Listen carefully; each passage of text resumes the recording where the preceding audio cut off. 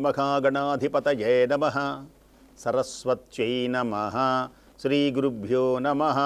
హరి ఓం.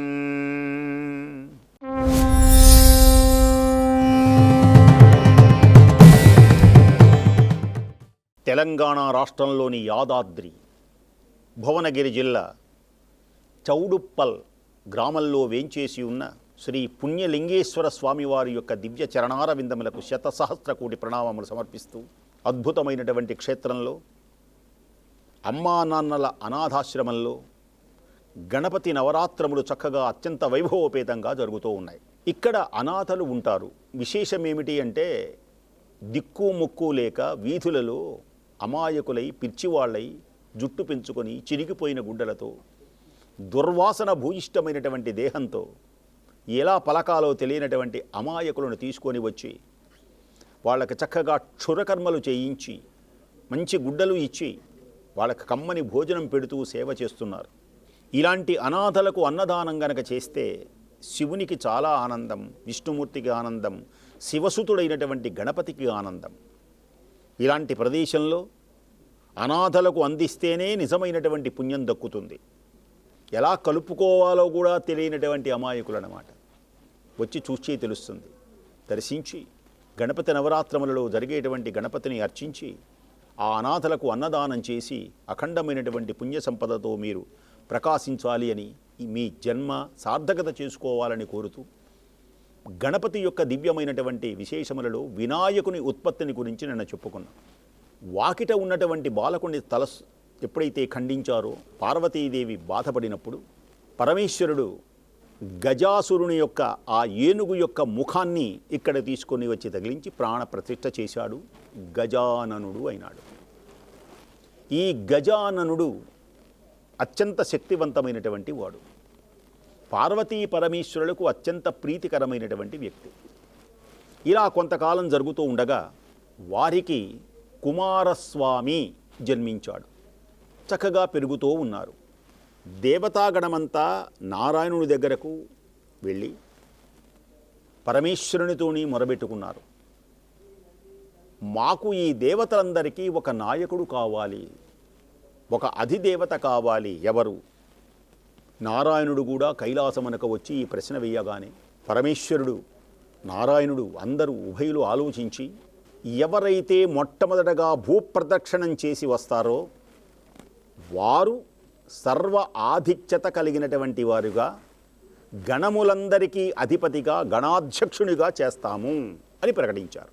ఇంద్రుడు తెల్లని వాహనం ఐరావతం మీద ఎవరెవరి వాహనాలున్నవో ఆ వాహనాల మీద గబగబా వెళ్ళారు అందరూ.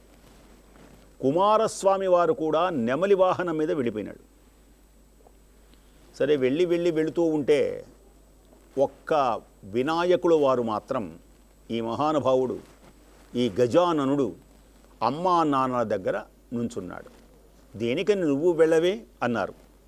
తండ్రి, అమ్మ, ఓ తల్లిదండ్రులారా, నా స్థితి మీకు తెలుసును కదా. నేను ఎలా వెళ్ళగలిగేది? నేను మరుగుజ్జువాణ్ణి, కాళ్ళు చిన్నవి, పొట్ట పెద్దది, ఈ ముఖమా ఏనుగు ముఖం. నేను ఎలా నడవగలను?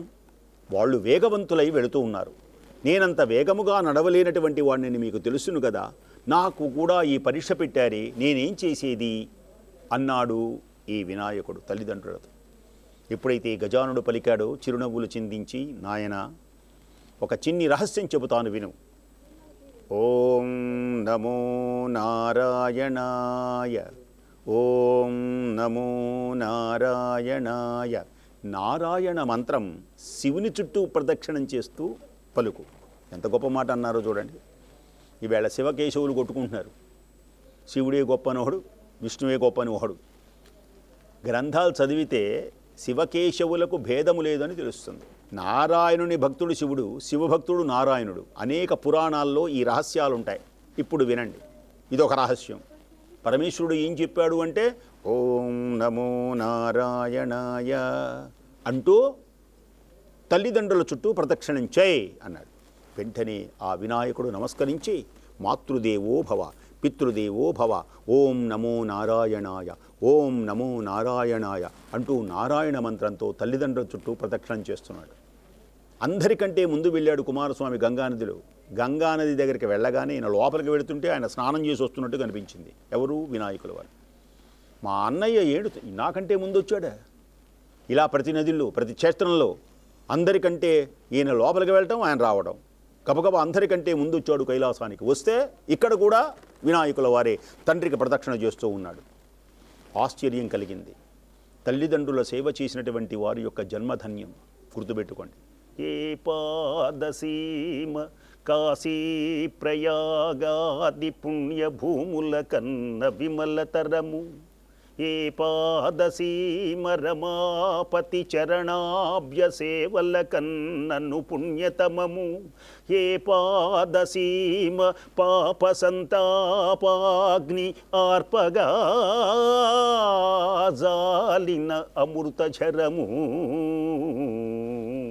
ఏ పాదసీమ నాగేంద్రశయను ధ్యానము కన్నను మహానందకరము, అట్టి పితరుల పదసేవ ఆత్మమరచి చరించువారి కావగలవారు లేరు లేరు ఈ జగాన వేరే, నన్ను మన్నించి బ్రోవుమో అమ్మా నాన్న, అమ్మా నాన్న. తల్లిదండ్రులకు సేవ చేయనటువంటి బిడ్డకు ఇక గతులు లేవు. అందుచేతనే ఈ ఆశ్రమం. పాపం తల్లి ఎవరో తండ్రి ఎవరో తెలియదు. పోనీ బ్రతకాలన్నా ఆ మైండ్ సరిగ్గా ఉండదు. ఆ పరమేశ్వరుడు దేనికని ఇలా సృష్టించాడో ఎవడికి అర్థం కాదు లీలలు. దానికై వాదోపవాదాలు చేసుకోవడం అనవసరం. మనకు చేతనైనంత వరకు వాళ్ళకి సహాయం చేయాలి అని. వాళ్ళు ఏ కులము, ఏ మతము, ఏ దేశము, ఎవరో ఏమీ తెలియదు. ఈనాడు పుట్టినటువంటి పెంచిన పిల్లలు కనిపించకుండా ఉన్నారు.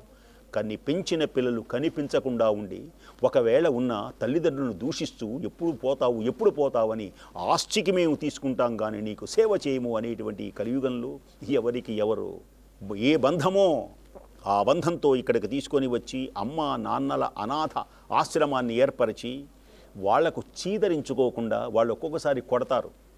వాళ్ళకి తెలియదుగా, నా దగ్గరకు వచ్చావని ఉమ్మేస్తారు. అవి కూడా పాపం తెలియక అమాయకులై వీళ్ళే తల్లిదండ్రులై ఇక్కడ సేవ చేసేటువంటి ఈ అద్భుతమైనటువంటి సన్నివేశం మీరు కళ్ళారా చూస్తేనే కానీ తెలియదు. హృదయం ద్రవించిపోతుంది. ఇలాంటి వాళ్ళకు సేవ చేయనటువంటి బ్రతుకు ఎందుకు అనిపిస్తుంది.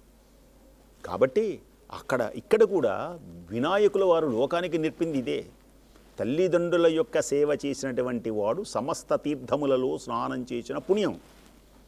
తల్లిదండ్రులకు నమస్కరించినటువంటి వ్యక్తి, తల్లిదండ్రులకు సేవ చేసినటువంటి వ్యక్తి సమస్తమైనటువంటి పుణ్యక్షేత్రములు సందర్శించినంత పుణ్యం, సమస్త దానములు. అందుకనే కుమారస్వామి ఆశ్చర్యపోయినాడు. తనకంటే ముందుగా వచ్చేటప్పటికి తన అన్న ఇక్కడ ఉండడాన్ని చూచాడు. ఆశ్చర్యచకితుడై అందరూ దేవతలు కూడా వచ్చారు ఇంతలో, కొంచెం ముందుగా ఆలస్యంగా. అప్పుడు అర్థమైంది, గణపతియే సమర్థుడు, ఈ వినాయకుడే సర్వగణాధిపతి. ఈ వినాయకుణ్ణి సేవించండి, ఈ వినాయకుణ్ణి పూజించండి. ఓం శ్రీ విఘ్నేశమిభాభాస్యం సేవకాభీష్టదాయకం ఏకదంతముమాపుత్రం నమామి గణనాయకం. గణనాయకునిగా అందరూ అంగీకరించి నమస్కరించారు. అగజానన పద్మార్కం గజానన మహర్నిశం అనేకదం తం భక్తానాం ఏకదంతముపాస్మహే. నమస్కరించారు, ప్రార్థించారు. హే స్వామి, తుండమునేకదంతమును తోరపు బొజ్జయువామహస్తమున్ మెండుగమ్రోయు గజ్జలును మెల్లని చూపుల మందహాసమున్ కొండొక గుజ్జు రూపమున కోరిన విద్యలకెల్ల వజ్జయుండెడి పార్వతీతనయ ఓయి గణాధిప నీకు మ్రొక్కెదన్, ఓయి గణాధిప నీకు మ్రొక్కెదన్. అందరూ సాష్టాంగ నమస్కారం చేశారు. ఈ భాద్రపద శుద్ధ చవితి నాడు ఈ మహానుభావుణ్ణి సింహాసనం మీద కూర్చోబెట్టి అలంకరించి గణాధిపతిగా అర్చించారు. గణాధిపతిగా అర్చించారు. వాతాపి గణపతిం భజే అహం. మహానుభావుని పూజించారు. వారణాస్యం వర ప్రదం శ్రీ వారణాస్యం వర ప్రదం శ్రీ వాతాపి గణపతిం భజే. అట్టి స్వామిని భజించి సమస్త శుభములు కలగాలని కోరుకుంటూ స్వస్తి.